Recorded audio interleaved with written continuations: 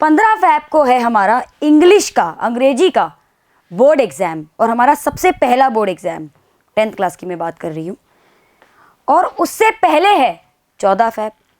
तो यार 14 फ़ैब को तो मैम वैलेंटाइंस डे भी आता है, तो हम क्या वैलेंटाइंस डे मनाएं कि अंग्रेजी की तैयारी करें? तो चलिए मैं सलूशन बताती हूँ।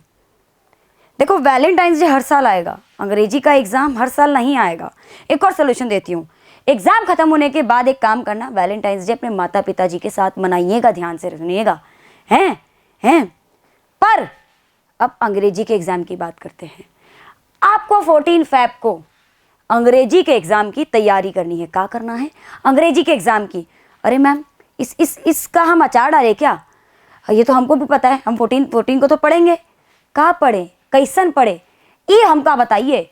तो मैं आज आप सभी के लिए 14th फ़ैब को क्या पढ़ना है, क्या नहीं पढ़ना है, कैसे पढ़ना है, उसकी लास्ट मिनट स्ट्रैटेजी लाई हूँ। बट उससे पहले, हेलो मेरे प्यारे बच्चों, हेलो मेरी क्यूटीज, हेलो मेरे बिडूस, I hope you people are doing well at your end. सबसे पहले मैं स्वागत करती हूँ रीस्टार्ट विद मोशन के प्यारे से इस फैमिली पर।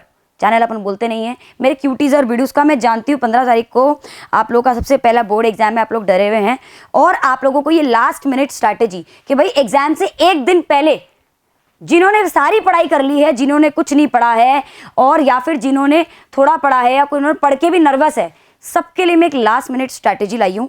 पर हाँ, ये है कि जिन्होंने कुछ नहीं पढ़ा है ना बेटा, तो फिर आप वैलेंटाइंस डे मनाओ फिर तो, है, क्योंकि जिसने कुछ नहीं पढ़ा वो तो बेटा सो ही रहा है, फिर सोते रहो आराम से, रजाई गद्दा ओढ़ो और सो जाओ। लेकिन जिसने थोड़ा भी पढ़ा है और बहुत भी पढ़ा है, उनको मैं बताने आई हूँ, और जिससे चलो नहीं भी पढ़ा वो भी देख ही लो, कोई दिक्कत नहीं है, थोड़ी सी तुम्हारे अंदर अक्ल आ जाए तो देख लोगे। पर करना क्या है, अब सुनिए। लास्ट मिनट स्ट्रैटेजी मतलब लास्ट के दिन में जब हमारा पूरा 14 फ़ैब है, उसको हमें कैसे स्केड्यूल करना है, हमें उसमें क्या पढ़ना है, क्या नहीं पढ़ना है, क्या करना है, क्या गलतियां नहीं करनी, सब बताऊंगी A to Z step by step. आपको पता है इंग्लिश का पेपर है, तो आपको सबसे पहले तो इंग्लिश का ब्लूप्रिंट पता होना चाहिए, आपके दिमाग में पैटर्न पता होना चाहिए कि पेपर में क्या आएगा। एज एन क्वेश्चन आंसर्स पता होंगे कि आपको बस ये पता होना चाहिए कि इंग्लिश का पेपर है 80 मार्क्स का आएगा। 80 में से आपको फॉर श्योर पता है 3 सेक्शन आने, ABC। सेक्शन ए रीडिंग आएगा, सेक्शन बी मेरा राइटिंग एंड ग्रामर आएगा 20 मार्क्स का, और सेक्शन सी 50% मार्क्स का आएगा, दैट इज 40 मार्क्स का आएगा। इसकी एक वीडियो कल मैं ला चुकी हूँ।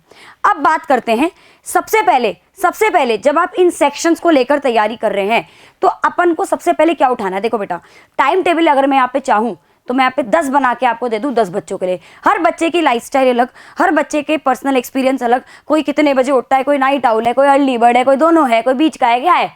अपने हिसाब से अपना टाइम टेबल बनाओ इस चीज़ के अकॉर्डिंग। आपको करना क्या है, देखो स्ट्रैटेजिकली सबसे पहले आप क्या करेंगे, फर्स्ट फ्लाइट उठा लो और फर्स्ट फ्लाइट पूरी कंप्लीट कर लो।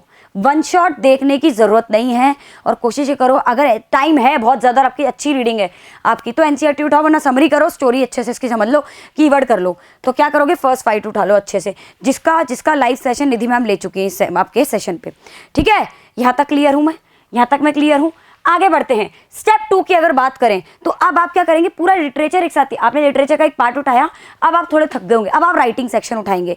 सुनिएगा, राइटिंग सेक्शन में आप क्या करेंगे, मतलब आप सेक्शन बी की बात कर रहे हैं, उसमें आप राइटिंग में कितने होते हैं आपके, आपको पता है राइटिंग में एक तो लेटर आता है आपका, एक तो लेटर आता है, और एक आपका पैराग्राफ राइटिंग आता है।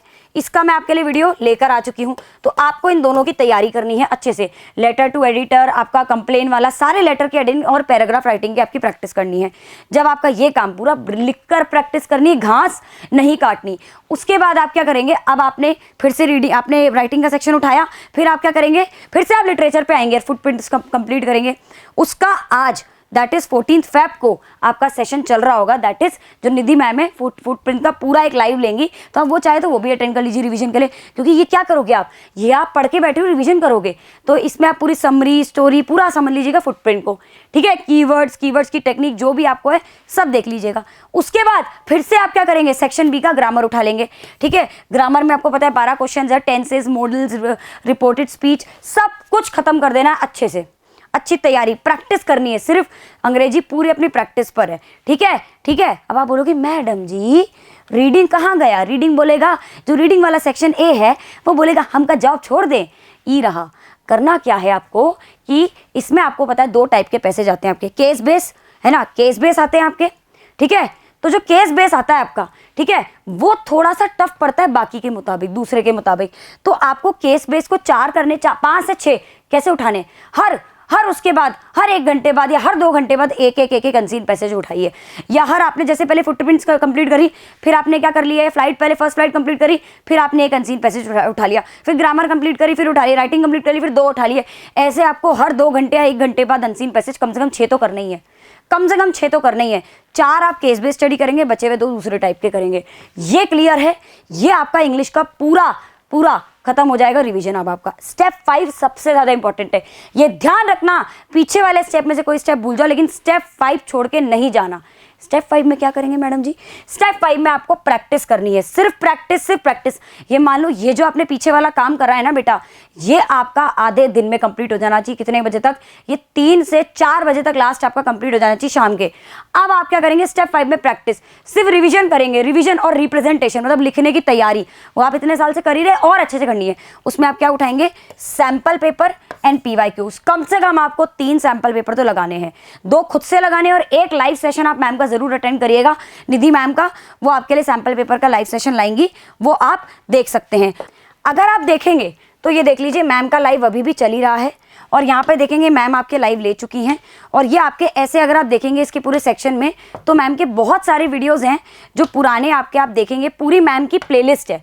अगर आप प्लेलिस्ट देखेंगे तो इसमें प्लेलिस्ट कौन सी होगी, मैम की रिवीजन सीरीज है पूरी आपकी, देख ली, इंग्लिश बोर्ड रिवीजन, ये वाली इसकी बात कर रही हूं मैं।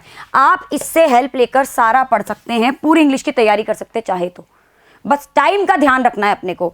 तो इसका आपको बिल्कुल अच्छे से मेक श्योर करना है, ठीक है। तो स्टेप 5 में आपको क्या करना है, सबसे इंपॉर्टेंट सैंपल पेपर्स और PYQ छोड़ के नहीं जाने, करो और कम से कम 70 PYQ उठा के लेकर जाने हैं और 3 सैंपल पेपर करने हैं, 1 लाइव सेशन के वाया कर लेना और 2 अपने खुद से करने हैं, अच्छी तैयारी के साथ अपने को करना है। स्टेप 5 आपका हो गया। अब आपकी सारी तैयारी होगी, लेकिन कुछ बातें जो आपको तैयारी करने से पहले और करते समय और करने के बाद तक तो अपने बल्ले बल्ले हो ही चुके होंगे, करने तक आपको क्या क्या बातें दिमाग में रखनी है, इंग्लिश से रिलेटेड बताऊंगी और थोड़ी जनरिक बताऊंगी। सबसे पहली बात, चैप्टर की समरी आपको क्या करनी है, कीवर्ड के थ्रू, मतलब पहले आप क्या करेंगे, चैप्टर की स्टोरी पढ़ लेंगे और समरी कर लीजिएगा चैप्टर की और उसमें से कीवर्ड्स निकाल लीजिएगा, सबसे इंपॉर्टेंट, ठीक है। उसके बाद आप पोएटिक डिवाइस पढ़ना बिल्कुल नहीं भूलेंगे, ठीक है। मैम के लाइव सेशन 14 तारीख को जो आने वाले 14 फेब को, ठीक है, वो सबसे खतरनाक होने वाले, वो गेम चेंजर होंगे, उन्हें छोड़ना नहीं है, ठीक है। सैंपल पेपर और PYQ मैंने बोल दिया है, नहीं छोड़ना। मैं कह रही हूँ दुनिया इधर की इधर हो जाए, पर ये जो 4th स्टेप है ये आपका गेम पलट देगा। और खास करके वो बच्चे जिन्होंने कुछ भी नहीं पढ़ा ना बेटा, अभी शुरुआत में तो मैं डांट रही थी, कोई बात नहीं, बट मैं सोचा तुम्हारे लिए भी बता देती हूँ। सैंपल पेपर और PYQ भी अगर आप करके जा रहे हो, जिन्होंने कुछ नहीं पढ़ा है वो बल्ले बल्ले कर आएंगे।